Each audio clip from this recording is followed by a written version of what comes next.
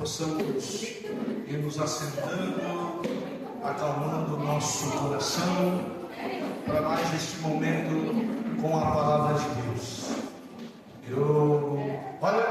Estou muito feliz mesmo, porque eu encontrei vocês de um jeito aqui hoje de manhã e já vejo jovens diferentes. É assim, a gente vai mesmo se achegando perto da verdade, tomando posse da graça do Espírito Santo, e a nossa vida vai se transformando. Sim, a nossa vida, meus queridos, é uma verdadeira transformação. O tempo todo, não pense que só porque vocês são jovens, que vocês crescem, só vocês amadurecem. Nós adultos também. O que significa que o tempo todo, a nossa vida, ela é uma transformação. Transformação. E aí eu pergunto para você, jovem, presta atenção aqui em mim. Não quer que a sua vida tenha se transformado? Se você pudesse descrever a sua vida, não quer que a sua vida tenha se transformado? Aí alguns vão dizer, não sei, eu só estou vivendo a vida do jeito que ela é, do jeito que aparece na nossa frente.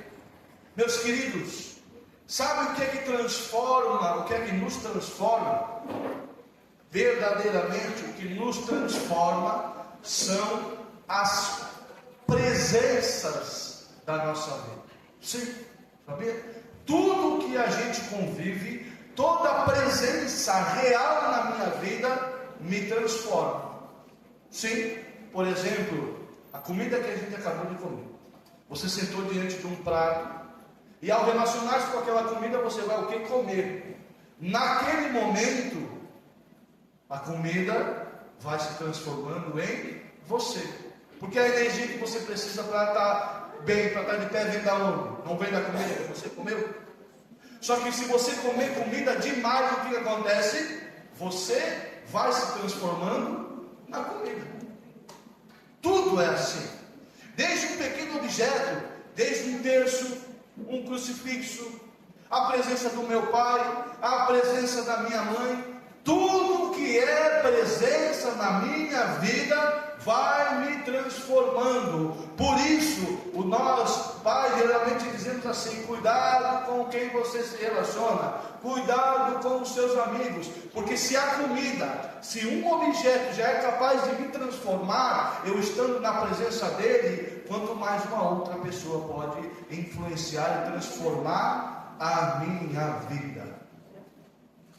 Por isso que, se eu perguntar para vocês, um vai dizer assim: não, eu sou mais parecido com a minha mãe. Tem o jeito da mãe, a cara da mãe, a voz da mãe. Uns vão dizer: não, eu nasci e me criei e sou mais parecida do que o meu pai. Tem o jeito do pai. Às vezes é menina, não tem problema, tem o jeito do pai. E às vezes é menina e tem o jeito da mãe. Isso não tem nada a ver, não tem problema nenhum. O que eu quero dizer para vocês é que vocês vão assumindo o jeito de quem vocês mais convivem. É assim. Não tem como escapar disso. Porque quem que ensinou vocês a falar? Quem que ensinou vocês a aprender sozinho? Aprender sozinho, não aprendeu? Quem que ensinou vocês a falar? Quem? Ô miséria. Não vai mais escrever. Vamos lá. Quem? O pai e a mãe. Ótimo, show de bola. Tem como aprender se eu pegasse uma pessoa e largasse na selva, vai lá um Mogli ou um Tarzan da vida, e essa pessoa nunca tivesse se relacionado com alguém que sabe falar, essa pessoa saberia falar? Não. Ela faria grunhido, som de animais. Por quê? Porque a presença do pai e a presença da mãe, seguindo o exemplo deles, é que a gente aprende as coisas da nossa vida, como falar, por exemplo. As coisas mais básicas, como andar, por exemplo. Sabe por que você tem o temperamento estourado, ou seja, você é sem paciência? Porque você viu ou o seu pai ou a sua mãe agindo sem paciência. Você olhou e pensou, essa é a minha referência. Como é que essa pessoa se comporta? Vou me comportar igual. Não consciente, não é que a gente pensa assim, isso é lá dentro do nosso ser, lá no íntimo do nosso espírito. Nós somos seres relacionais.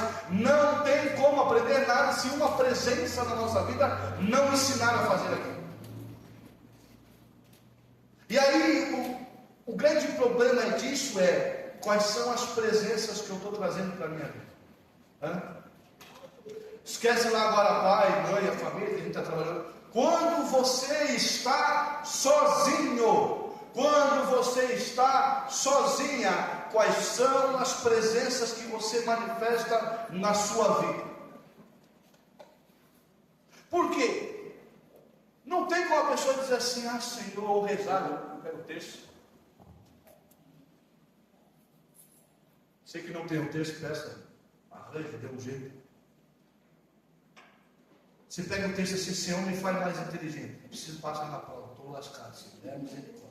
É só pela graça mesmo, é matemática, física, química, português, é só na graça, só na graça. Pega o texto e fica rezando e não vai estudar para você ver se você consegue passar. Entende? Como é que eu consigo passar na prova? Estando diante da presença da matéria que eu tenho que estudar. Quanto mais tempo aquela matéria que eu tenho que estudar se torna presente na minha vida, mais eu domino e eu vou bem na prova. Está entendendo? Se a gente quer que as características façam parte da nossa vida, como ser uma pessoa inteligente, como ser uma pessoa educada, como tem tantas virtudes boas para a gente aprender, nós temos que nos colocar diante de presenças que possam nos ensinar aquilo que a gente quer aprender. E aí eu pergunto para vocês, como então imitar a Deus? Se Deus ele é imaterial, ou seja, ele não tem corpo físico, como que eu vou aprender a imitar a Deus? Porque lá em Levítico, se eu não me engano, no capítulo 11, é a primeira vez que Deus fala assim, sede santos como eu, vosso Deus, sou santo. Como que a gente vai aprender a ser santo? Se para a gente aprender qualquer coisa na nossa vida, tem que existir uma presença que nos ensine. Aí você vai dizer assim, tá, então beleza, deixa eu entender. Por isso que os apóstolos ficaram 3 anos com Jesus. Nesses 3 anos, a presença de Jesus foi temperando a vida deles, para que eles pudessem manifestar depois aquilo que eles aprenderam durante 3 anos. E a gente vai fazer o quê? E nós, no nosso tempo, o que nós temos de real? Quando eu falo real, presença física, eu estou falando de ideia, porque a gente tem muitas ideias, a gente sabe que Jesus ressuscitou, sabe que existe o céu, mas isso tudo é muito da ideia. O mundo do pensamento não é físico, palpável, real, capaz de nos atrair, capaz de nos chamar e capaz de nos influenciar a ponto de transformar nossas vidas. O que é que nós temos? Uma coisa chamada Eucaristia. Quem é que sabe o que é Eucaristia? Levanta a mão. Não vou pedir para definir Eucaristia, não. Pode levantar a mão. Você já comungou alguma vez na vida, você sabe a Eucaristia. Foi na missa, você olhou para o padre e acha que sabe a Eucaristia, pelo amor de Deus. Sério ou sério? A Eucaristia é a manifestação da presença de Jesus Cristo. A Eucaristia tem um poder real e absoluto, que não depende da nossa consciência. Quer uma prova disso? Teve gente aqui, diante do Santíssimo, começou a emocionar, começou a chorar. Por que você começou a chorar do nada? De repente o seu coração se sente comovido, de repente parece que tem uma presença que chama, não parece? Quem experimentou isso, sente que naquele pedacinho de pão há uma presença que me incomoda, há uma presença que me chama, há uma presença que fala o meu nome, há uma presença que atrai. Por quê? Porque não é só um pedaço de pão, é a presença real de Jesus naquele pedaço de pão.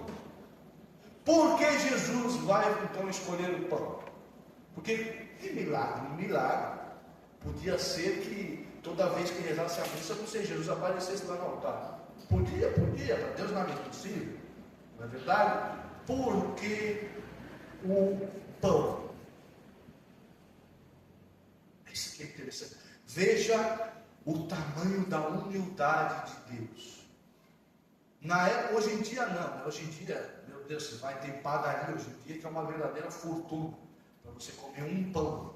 Então, hoje está virando uma quase artigo de luxo, pão de luxo, pão, né?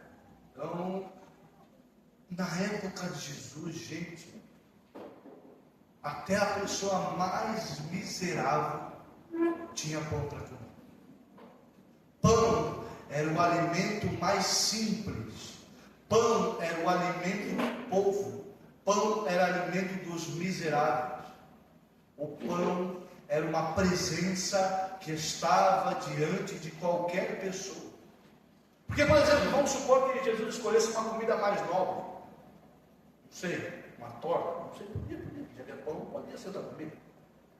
Porque ele vai escolher algo que qualquer pessoa pode acessar.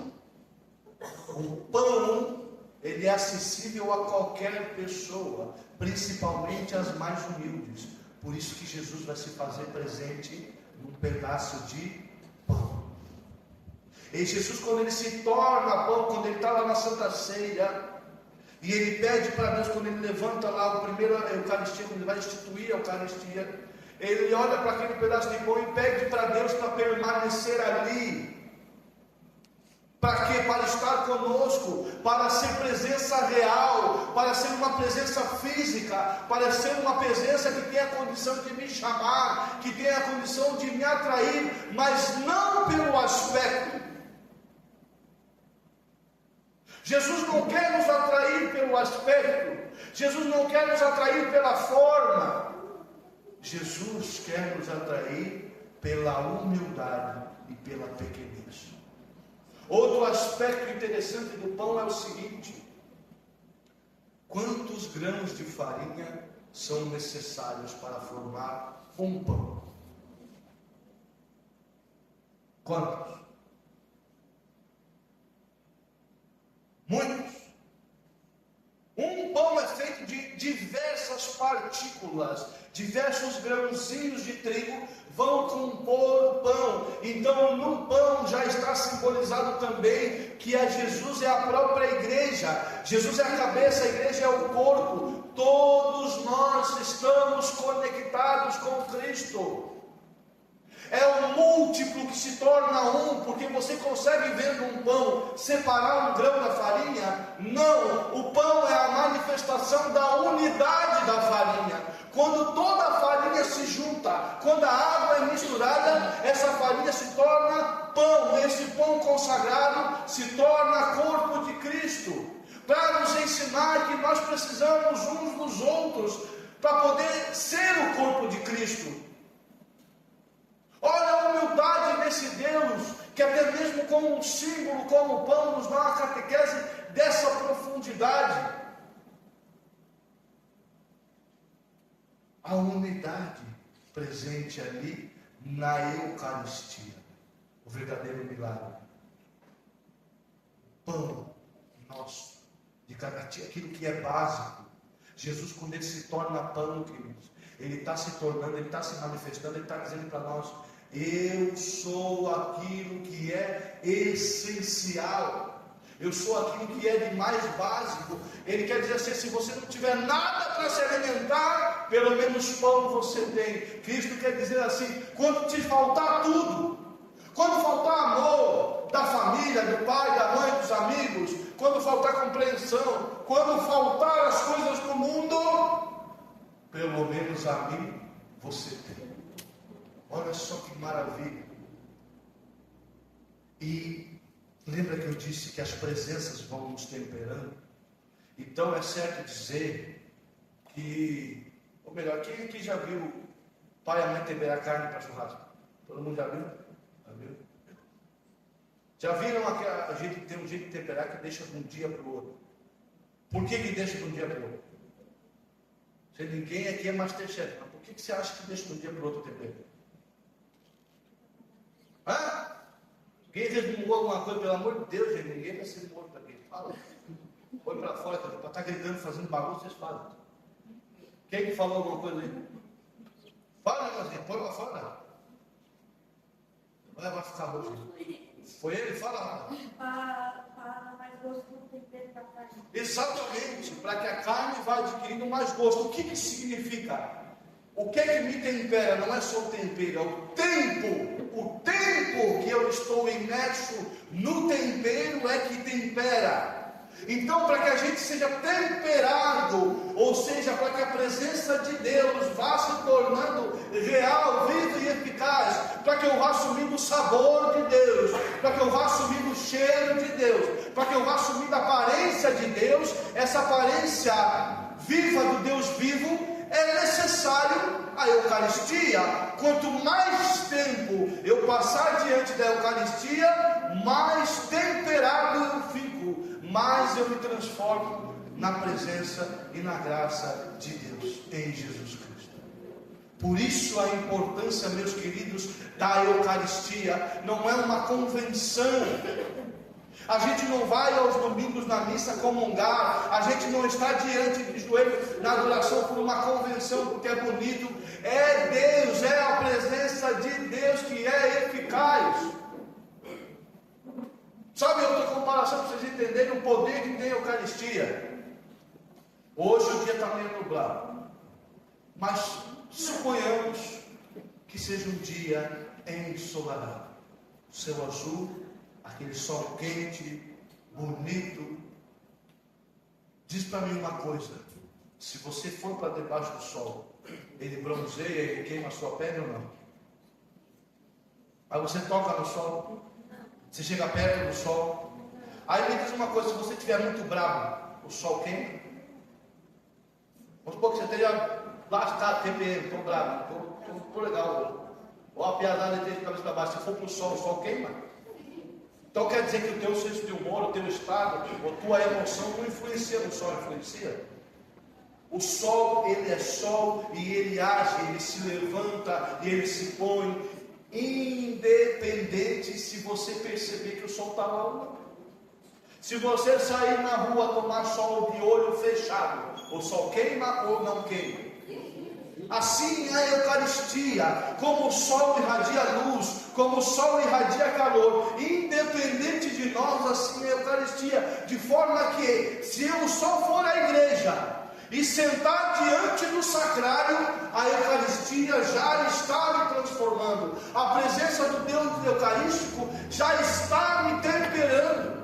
Então, às vezes eu vejo jovens querendo vencer vícios, querendo vencer costumes, mas não tem nenhuma presença que te transforme naquilo que você quer ser.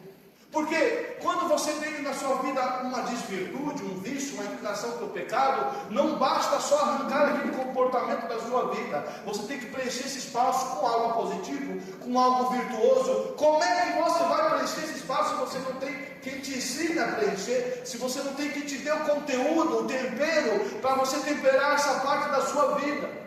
Então, o que falta às vezes para muitos jovens é continuar rezando, mas diante de Deus, ir na presença eucarística, ir na adoração, ir diante do sacrário, ir comungar, porque é a presença de Jesus na Eucaristia que vai ser a referência, que vai ser a presença, que vai permitir eu ir transformando o meu comportamento da minha vida. Então, muitas vezes o que falta, eu vejo jovens assim: porque eu vou deixar, sei lá, meu vício de estar no celular. Às vezes eu reclamo que meu pai e minha mãe não me dão atenção, mas quando eles estão diante de mim, eu vou lá no celular. Aí você se programa assim: não vou mexer no celular. Só que quando você vê a energia só, você está no celular. Por que você não consegue romper esse ciclo? Falta a presença que tempera a sua vida. Falta a presença que te chama para um comportamento diferente. Falta uma presença, como a presença do pai que ensinou a você falar, como a presença da mãe que ensinou a você andar. Precisa da presença real de Cristo para te ensinar a ter virtudes no lugar dos vícios. Entende? A Eucaristia não é uma opção, gente. A Eucaristia é necessidade real. sem essa presença que me chama, sem essa presença que me convoca, sem essa presença que lança um chamado, que me atrai e que me chama, outras presenças vão fazer isso na minha vida. Por exemplo, já conversei com jovens que têm muita tendência a ser violentos. Roberto, que quando eu perco a paciência, eu estouro, eu soco alguma coisa, eu quero alguma coisa, eu escuto, eu saio de perto, eu saio gritando. Mas eu estou rezando. Aí você vai ver lá, comecei a conversar com o Jorge, você vai ver videogame de violência. A violência presente nos videogames tempera assim o seu comportamento, sim. E quanto mais tempo você passar em cima dessa maldita influência, mais violento você vai se tornar, porque aquilo ali está te temperando. Não é a presença, não é o tempo com as coisas que nos tempera. Aí sai do videogame violento, vai assistir TV, filme violento. Já não bastava um tempão dentro da violência dos jogos eletrônicos, aí se põe dentro da violência dos filmes. Aí depois da violência dos filmes, vai para a violência na música. Por que vocês acham? Olha, sempre agora que vocês são inteligentes, estou percebendo que vocês já entenderam o que dizer. Por que vocês acham que a pornografia está em alta? Porque o povo está sendo temperado com isso. Quanto mais tempo o povo for exposto à pornografia, mais o povo vai se transformar em pornografia. Está vendo? O mundo está temperando vocês o tempo todo com o que ele quer.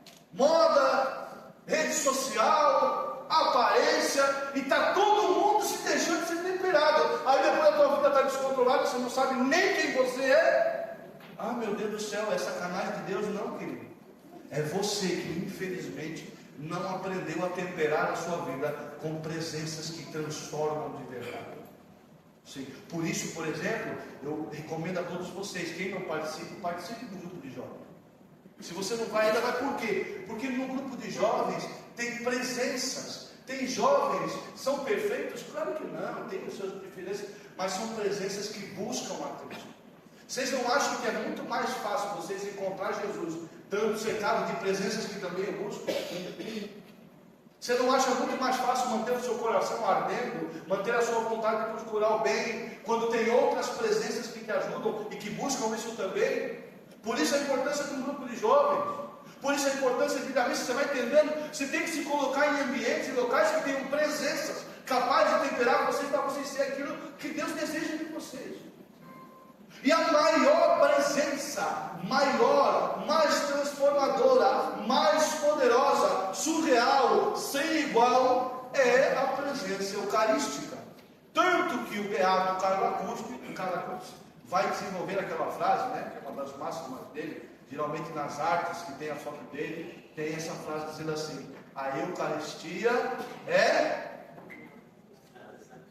de novo bem bonito, a Eucaristia é autoestrada para o céu.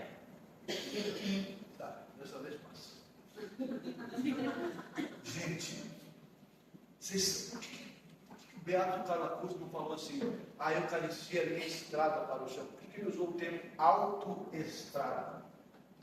Você sabe a diferença entre uma estrada e uma autoestrada? A diferença é que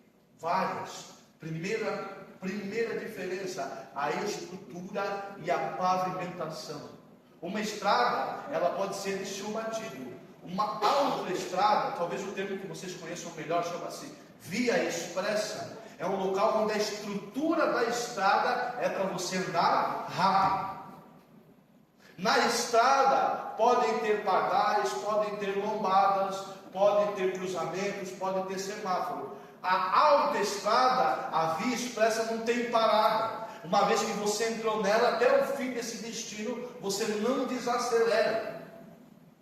A autoestrada tem uma diferença enorme de máxima de velocidade. Enquanto na estrada, numa via comum, você vai andar entre 60 a 80 km por hora. Na via expressa, você pode chegar a 120 km por hora. Então não se incomode, porque a pregação sempre acontece isso.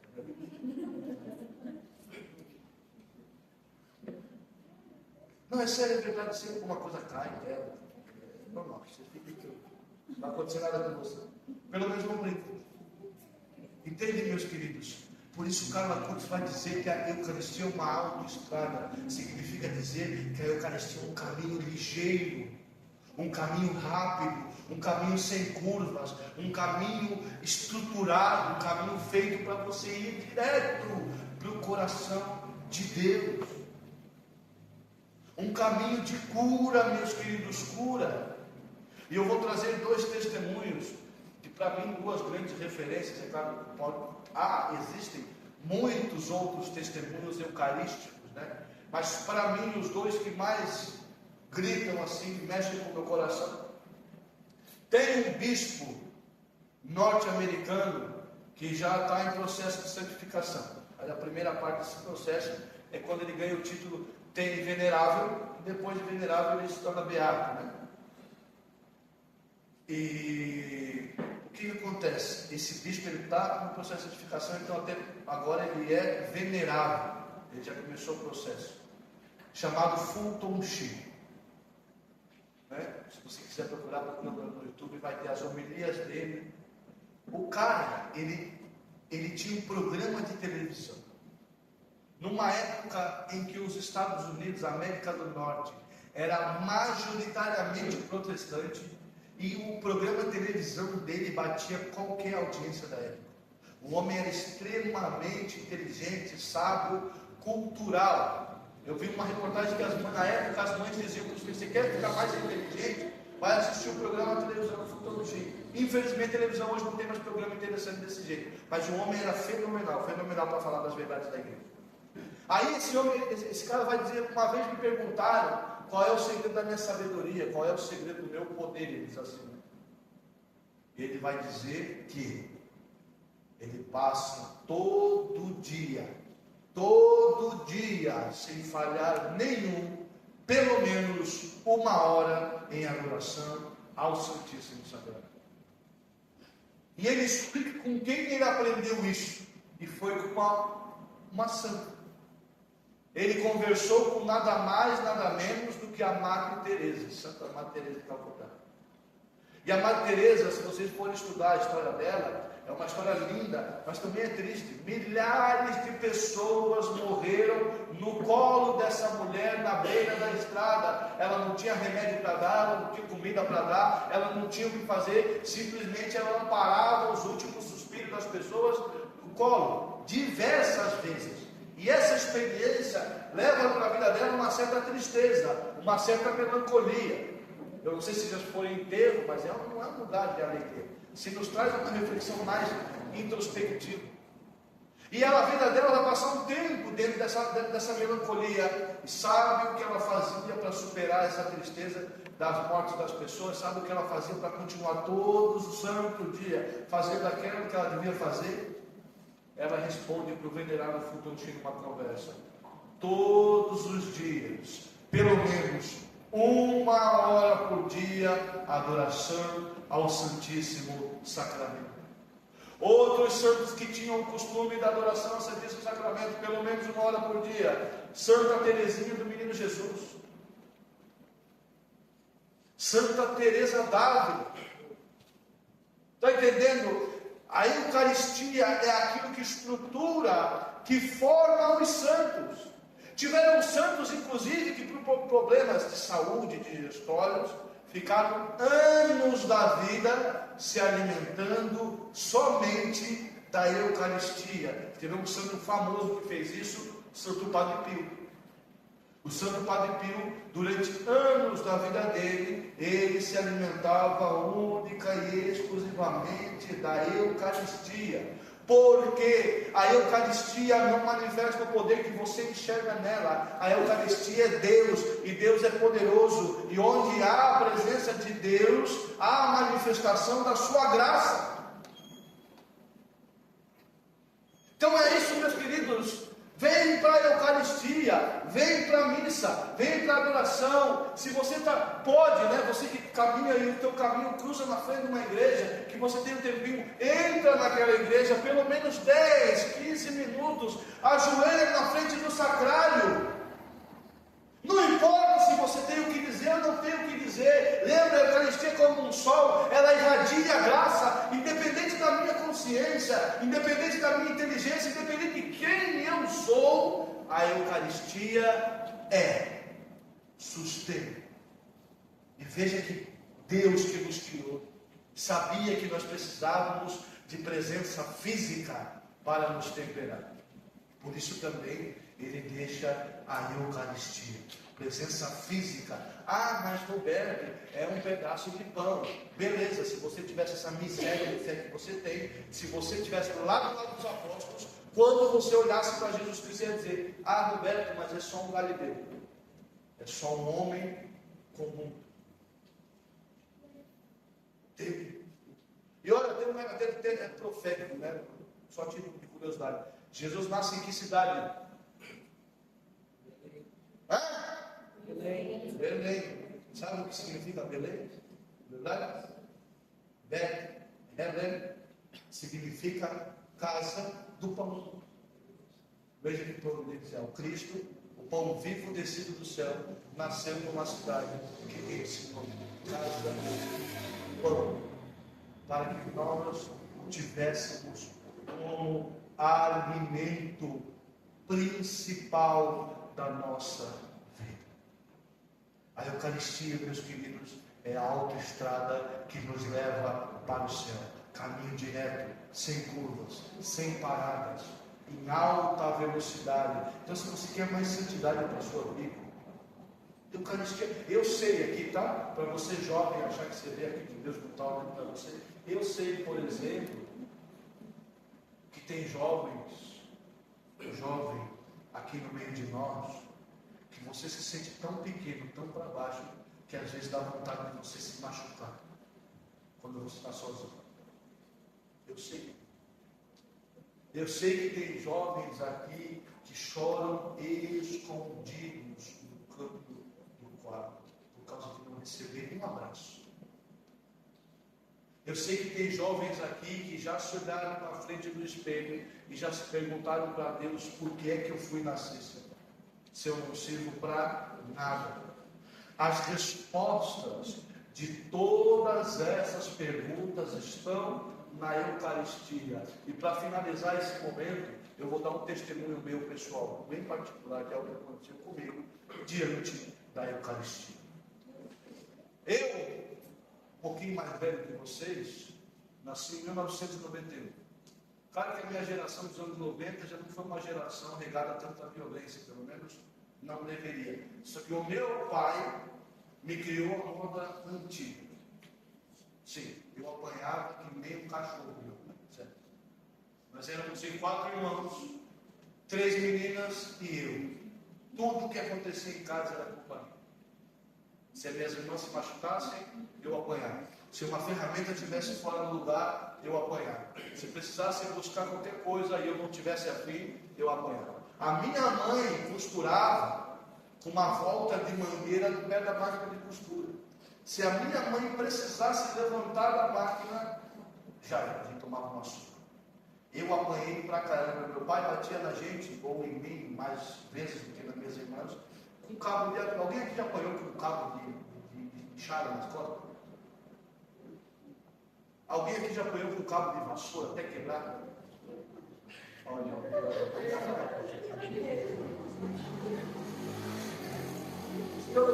Quando a minha mãe me batia de chinelo, eu já não sentia mais nada, a risada. O nível que estava. Uma criação extremamente violenta. Meu pai, com medo que eu fosse homossexual, me obrigava a ver pornografia. Sim. Me ensinou a beber, me ensinou a ser extremamente machista. Meu pai era extremamente. Enfim. Quando eu percebi essa realidade, com 16 anos eu fui morar sozinho. Quem aqui tem 16 anos ou mais? Não tem ninguém aqui? Pois é. Com 16 anos eu fui morar sozinho. Trabalhar, pagar as minhas contas. Por quê? Porque dentro da minha casa era um inferno de violência que eu não aguentava mais.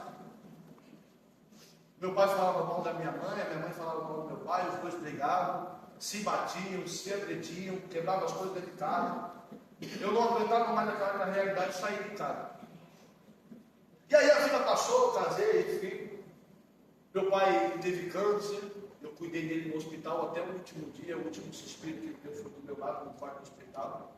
Só que o meu coração tinha uma chaga, uma ferida muito grande, porque eu me perguntava assim, Senhor, eu sou ex-seminarista, fui seminarista franciscano. Senhor, eu sou do grupo de oração desde os meus 14 anos de idade, eu tenho 20 anos de renovação carismática. Por que, Senhor, um pai desse? Por que eu tive que sofrer tanto na mão do homem? Que amor que é esse que o Senhor tem por mim, me dá um pai desse? E ninguém foi capaz de me responder isso. Olha, eu fui para orientador espiritual, conversei com padres, confessei, fiz novena, fiz entrega, fui para a Salinha da Misericórdia, momento de cura e libertação, recebi oração, nada tirava essa ferida de dentro do meu coração. Até que um dos meus orientadores espirituais chegou e falou assim, Roberto, não tem como responder isso aí. Não tem como eu responder isso aí, mas eu sei uma forma de você conseguir essa resposta. Aí eu fiquei super interessado. Ele falou, pergunta para Jesus. Uma vez assim. Falei, tá, beleza, como assim pergunta para Jesus? Já rezei, respondo. Ele falou, não, você vai fazer o seguinte. Você vai diante do sacrário. Faz a tua oração de entrega e pergunta para Jesus por que é que você ganhou um pai desse. Aí lá fui eu, nunca tinha feito anos de renovação carismática, de vida espiritual, nunca tinha feito esse exercício de conversar literalmente com o Senhor Eucarístico diante do sacrário. Fui lá, eu primeiro olhei para um lado, depois eu fiquei meio sem jeito, né? Aí parece que está falando sozinho, está meio louco, sei lá. Aí de repente, quando eu vi, eu estava conversando com o Senhor. E eu literalmente, em voz alta, claro que foi numa capela do Santíssimo sozinho, eu estava sozinho lá na igreja, a capela lá do Carmelo, lá da Palhoça, eu conheço as irmãs lá, pedi para ir lá sozinho. E eu comecei a conversar literalmente com Jesus Eucarístico, como eu estou conversando com vocês agora. Eu disse, Senhor, contei tudo isso que eu contei para vocês, por quê? Por que o Senhor foi me dar um pai desse, uma família dessa, meu Deus? Só tudo que eu queria servir, tudo que eu queria santidade, tinha um sonho de me casar virgem, de ter uma esposa só, uma mulher só. Meu pai me isso, pornografia, sexualidade regrada. Aí na minha vida tiveram tantas outras coisas consequentes. Por que, Senhor? Por que tanta violência? Tantas vezes eu apanhei. Por que, Senhor? Aí o Senhor me respondeu. Ele olhou para mim, não literalmente, não tinha uma visão, isso é um sentido espiritual. O Senhor me falou assim, Roberto, você já sentiu sede na vida? Eu falei, claro, Senhor, óbvio, eu tomo água todo dia. Pois é, só busca água quem tem sede. Quando eu te dei esse pai, quando eu te dei essa família, eu te dei uma sede e uma carência tão grande, que inevitavelmente você viria para mim. Quando eu te dei essa família, quando eu te dei esse pai, eu garanti que você viesse para a minha presença. Aí eu saí lá dizendo obrigado, Senhor.